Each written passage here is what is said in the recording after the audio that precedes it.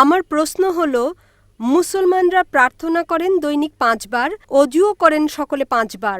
বিশ্বজুড়ে যেহেতু পানির সমস্যা, আমার মনে হয় মুসলমানগণ প্রচুর পানি অপচয় করেন এভাবে।